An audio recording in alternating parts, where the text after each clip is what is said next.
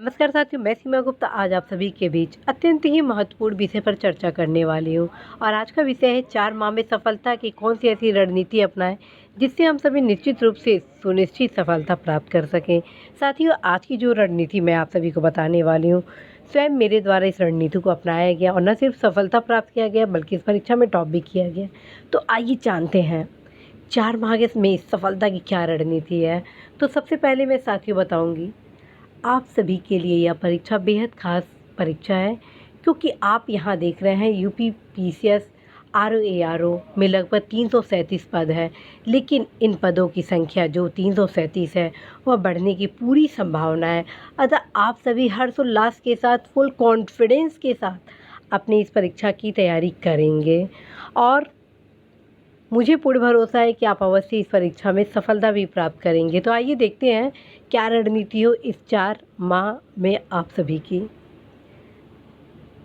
सबसे पहले साथियों, आप सभी एक टाइम टेबल बनाएंगे और ये टाइम टेबल आप अपनी पढ़ाई के अनुसार बनाएंगे। अर्थात आप कितने घंटा फ्री हैं। जैसे मान लीजिए यदि आप वर्किंग हैं, किसी ऑलरेडी पूर्व सेवा में हैं, तो जितना समय आपको मिलता है तो उस समय का ज़्यादा से ज़्यादा कैसे आप सदुपयोग कर सकें, उसके अकॉर्डिंग सबसे पहले आप टाइम टेबल बनाएं, ताकि आपको पता रहे कि क्या आपका सिलेबस कंप्लीट हो रहा है या नहीं हो रहा है, और यदि नहीं हो रहा है तो कैसे उसको किया जाए।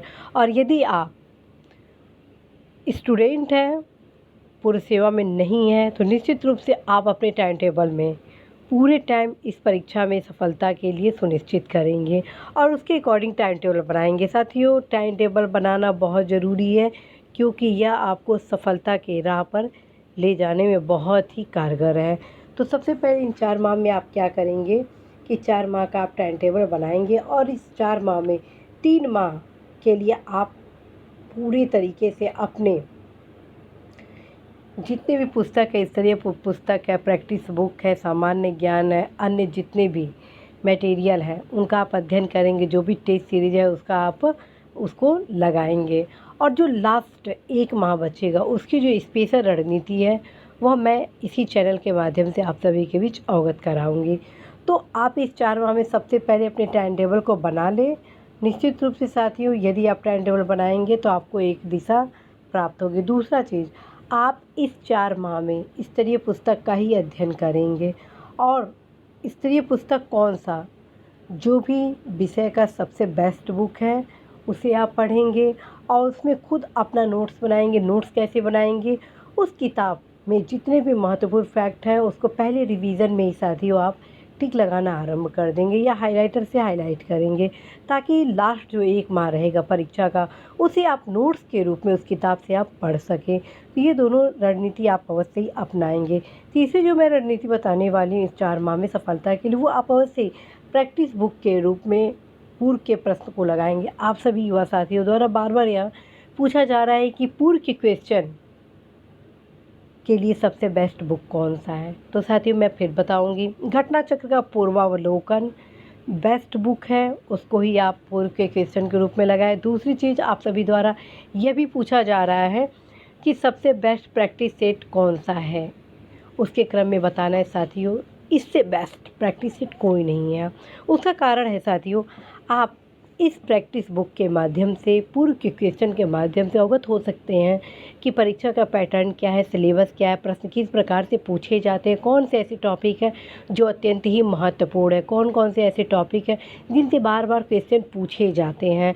आप सभी अवगत हो सकते हैं उन समस्त जानकारियों से जो कि आप सभी के लिए बेहद ज़रूरी है। तो आप अवश्य ही प्रैक्टिस बुक के रूप में केवल और केवल पूर्व के प्रश्न का ही अध्ययन करेंगे। और पूर्व के प्रश्न में कौन सा किताब पढ़ेंगे, घटना चक्र का जो पूर्वावलोकन है 8 भाग में आता है, अर्थात सामान्य अध्ययन के 8 विषय पे आता है। इतिहास आता है, राज्य व्यवस्था आता है, अर्थव्यवस्था आता है, विज्ञान आता है, भूगोल आता है, पर्यावरण आता है, राज्य आता है, समसामयिक आता है। इस प्रकार साथियों 8 सीरीज में ये जो प्रैक्टिस सेट है वो इस परीक्षा के लिए अद्भुत है और लगभग 30 से 40% क्वेश्चन पूर्व के क्वेश्चन से ही पूछे जाते हैं। क्वेश्चन की प्रकृति अलग होती है, पूछने का तरीका अलग होता है लेकिन उत्तर वही होता है। चूँकि साथियों आप सभी के इस परीक्षा में माइनस मार्किंग है, इसलिए हर एक प्रश्न आप सभी के लिए बेहद ही महत्वपूर्ण है। तो आप अवश्य ही प्रैक्टिस बुक के रूप में ओनली फॉर आप अध्ययन करेंगे किसका? पूर्व के क्वेश्चन। अब हम आते हैं इस परीक्षा के लिए विशेष अध्ययन सामग्री जो कि आप सभी के लिए बेहद ज़रूरी है, और वह है सामान्य ज्ञान। साथियों मेरे द्वारा भी बताए गए स्तरीय पुस्तक जिसके अंतर्गत आप सभी को ऑलरेडी उन तमाम पुस्तक को बताया जा चुका है जो स्तरीय पुस्तक में आप सभी को अध्ययन करना है, चाहे वो इतिहास का विषय हो, चाहे भूगोल का विषय हो, चाहे अर्थव्यवस्था का हो, करेंट का हो, मैथ का हो, रीजनिंग का हो, ज्योग्राफी का हो, साइंस का हो, और उसी के क्रम में आप सभी को बताया गया था सामान्य ज्ञान। तो ये जो सामान्य ज्ञान की जो भूमिका इस परीक्षा में है वो अत्यंत ही महत्वपूर्ण है, इसलिए इसको आप रेगुलर बेस पर अवश्य ही पढ़ेंगे क्योंकि सामान्य ज्ञान आप सभी के लिए सफलता के लिए बेहद ज़रूरी है। सामान्य ज्ञान में साथियों 2 किताब आप सभी को मैं बताई हूँ, लुसेंट का सामान्य ज्ञान और किरण पब्लिकेशन का सामान्य ज्ञान। साथियों ये दोनों पुस्तक इस परीक्षा के लिए गीता का काम करता है और लगभग अब मैं बस इतना ही कहना चाहती हूँ कि ये पुस्तक आप ज़रूर पढ़ेंगे। बहुत से क्वेश्चन इस दोनों किताबों से फंसने वाले हैं और सफलता के लिए ये किताब पढ़ना आप सभी के लिए बेहद ज़रूरी है। तो आप ज़रूर इन दोनों किताब को ज़रूर पढ़ेंगे। अब हम आते हैं साथियों हिंदी जो कि द्वितीय प्रश्न पत्र है। साथियों प्रारंभिक परीक्षा समीक्षा अधिकारी, सहायक समीक्षा अधिकारी प्रारंभिक परीक्षा का जो द्वितीय प्रश्न पत्र होता है उसमें साथियों हिंदी का एक प्रश्न पत्र होता है जिसमें आपको 6 टॉपिक से रिलेटेड क्वेश्चन पूछे जाते हैं और इन 6 टॉपिक का अध्ययन आप हर दिन 1 घंटा के रूप में करेंगे। और 1 घंटा में आप क्या पढ़ेंगे? एक टॉपिक आप सेलेक्ट करेंगे। एक दिन आप विलोम पढ़ेंगे जब तक विलोम ना ख़त्म हो जाए, और उसके लिए ऑलरेडी मेरे द्वारा 2 पुस्तक आपको बताया गया। पहला है नालंदा पब्लिकेशन अर्थात पृथ्वीनाथ पांडे का सामान्य हिंदी। द्वितीय जो पुस्तक बताया गया वो बताया गया व्यवहारिक का सामान्य हिंदी जो कि पिंक सिटी पब्लिशर्स जयपुर का है। इन दोनों से आप अपने सिलेबस को कंप्लीट करेंगे। तत्क्रम में साथियों आप सभी प्रीवियस क्वेश्चन का भी अवश्य ही अध्ययन करेंगे क्योंकि प्रीवियस क्वेश्चन इस परीक्षा के लिए अत्यंत महत्वपूर्ण है। तो आप अवश्य ही इस 4 माह में अपनी इस रणनीति को अपनाएंगे और प्रत्येक घंटा हिंदी को ज़रूर पढ़ेंगे। अब हम आते हैं करेंट अफेयर्स। साथियों सामान्य अध्ययन के प्रश्न पत्र में आप सभी के लिए करंट अफेयर्स की अत्यंत ही महत्वपूर्ण भूमिका है क्योंकि इस पोर्शन से क्वेश्चन 15 से 25 और कभी कभी 15 से 30 क्वेश्चन भी पहुँचे जाते हैं, इसलिए करंट अफेयर्स की भूमिका अत्यंत ही महत्वपूर्ण है। और जब करंट अफेयर्स पर आप सभी की पकड़ मजबूत होती है तो आप न सिर्फ इस परीक्षा में सफलता प्राप्त करते हैं बल्कि बेहतर रैंक भी प्राप्त करते हैं। तो साथियों आप अवश्य ही समसामयिक को जब मार्केट से ख़रीदेंगे उस समय तो पढ़ ही लेंगे और एक वीकेंड पर एक चार्ट बनाइए इस किताब अर्थात इस पोर्शन को पढ़ने के लिए। और साथियों यदि इस रणनीति को आप अपनाते हैं, हर वीकेंड पर करंट अफेयर्स को एक स्पेशल क्लास के रूप में आप अध्ययन करते हैं तो अवश्य ही बेहतर प्रदर्शन करेंगे। तो इस 4 माह में साथियों आप अवश्य ही करंट अफेयर से संबंधित अपनी तैयारी को ज़रूर करें। अब जो मैं क्वेश्चन बताने वाली हूँ जिस पर चर्चा करने वाली हूँ वो अत्यंत ही महत्वपूर्ण है, उस पर भी आप अवश्य ही गौर फरमाएंगे। साथियों आप सभी द्वारा लगातार यह पूछा जा रहा है कि मैम कोचिंग के नोट्स बेहतर हैं या नहीं बेहतर है, क्या कोचिंग के नोट्स पढ़ना उपयोगी है अथवा नहीं पढ़ना है, और फिर अपने नोट्स के बारे में पूछा जा रहा है और तीसरा स्तरीय नोट्स के बारे में पूछा जा रहा है।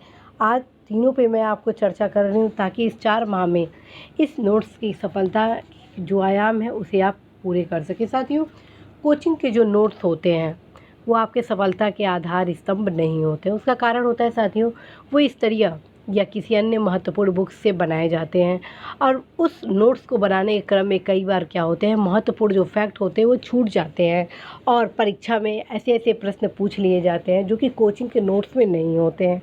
और इस परीक्षा में एक नंबर आप सभी की सफलता के लिए बेहद ज़रूरी है, इसीलिए मैं आप सभी को कहूँगी आप अवश्य ही एक साइंटिफिक नोट्स पढ़ें। और उसके क्रम में साथियों आप सभी को मेरे द्वारा बताया गया कि आप अपने नोट्स कैसे